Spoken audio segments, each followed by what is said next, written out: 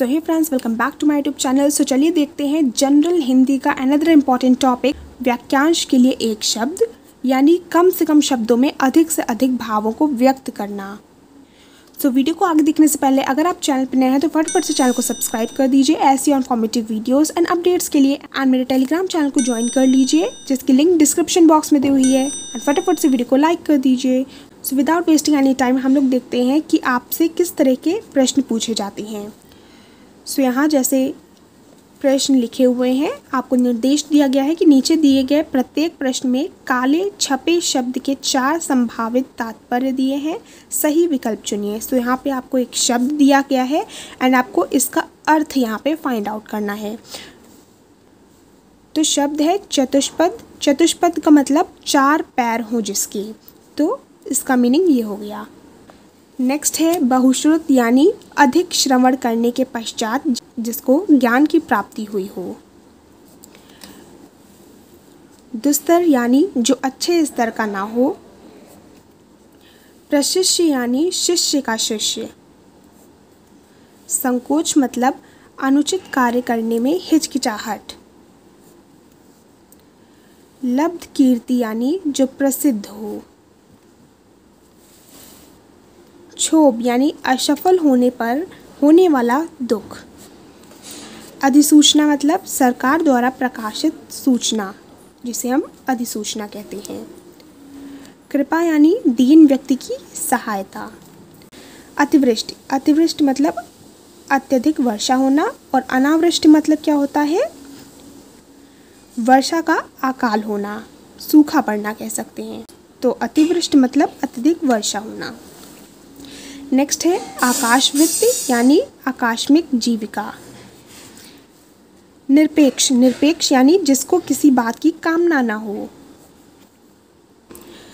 अनुदान, अनुदान मतलब किसी संस्था द्वारा समाज कल्याण के किसी कार्य के लिए निर्धारित सहायता। खग्रास, यानी ऐसा ग्रहण जो पूरे मंडल को घेर ले।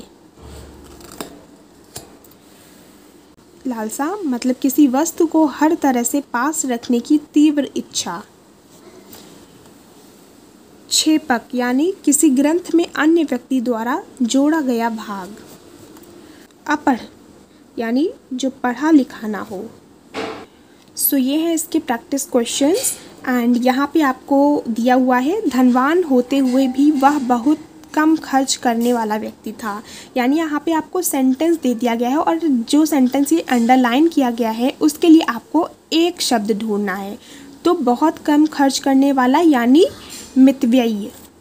नेक्स्ट आप देख सकते हैं, किसी की हंसी उड़ाकर उसे दुख पहुंचाना अच्छा नहीं है। यहाँ पे सेंटेंस दिया है और आपको किसी की हंसी उड़ाकर इसके लिए एक शब्द ढूंढना है। सो किसी की हंसी उड़ाकर यानी किसी का उपहास उड़ाना। नेक्स्ट 38 है, विवेक ने श्रेष्ठ कुल में जन्म लिया। श्रेष्ठ कुल में जन्म लेना यानी कुलीन होना। नेक्स्ट है, वर्ष में एक बार उनके विद्यालय में धूमधाम से उत्सव मनाया जाता है। सो यहाँ अंडरलाइन वर्ड है वर्ष में एक बार, यानी वर्ष में एक बार यानी वार्षिक। नेक्स्ट है, विवाह योग्य आयु होते हुए भी नारायण अभी तक परिणय सूत्र में नहीं बंधा है। परिणय सूत्र मतलब विवाह बंधन, तो परिणय सूत्र में नहीं बंधा जिसका मतलब होता है अपरिणीत। नेक्स्ट है, यह जानते हुए कि उसका पुत्र धन को व्यर्थ व्यय करता है उसने उसे कुछ नहीं कहा। तो धन को व्यर्थ व्यय करता था मतलब धन को व्यर्थ में खर्च करता था, तो उसका मतलब है अपव्ययी। 42 है, रवि ईश्वर को ना मानने वाला मनुष्य है। तो जो ईश्वर को मानता है उसे कहते हैं आस्तिक, और जो नहीं मानता है उसे कहते हैं नास्तिक। तो यहाँ सेंटेंस दिया है ईश्वर को ना मानने वाला, तो उसके लिए एक शब्द क्या हो गया, नास्तिक। नेक्स्ट है, माता पिता की मृत्यु के बाद तो उसने आशा ही छोड़ दी। आशा ही छोड़ दी मतलब हताश हो जाना, निराश हो जाना। सो इस तरह से आपको क्वेश्चन दिए हुए हैं, ये क्वेश्चंस आप प्रैक्टिस कर सकते हैं। एंड आई होप वीडियो आपको इन्फॉर्मेटिव लगी होगी, तो फटाफट से वीडियो को लाइक कर दीजिए। चैनल पे नए हो तो चैनल को सब्सक्राइब कर दीजिए ऐसी और इन्फॉर्मेटिव वीडियोस के लिए, एंड मेरे टेलीग्राम चैनल को ज्वाइन कर लीजिए जिसकी लिंक डिस्क्रिप्शन बॉक्स में है। मिलते हैं नेक्स्ट वीडियो में, टिल देन बाय बाय।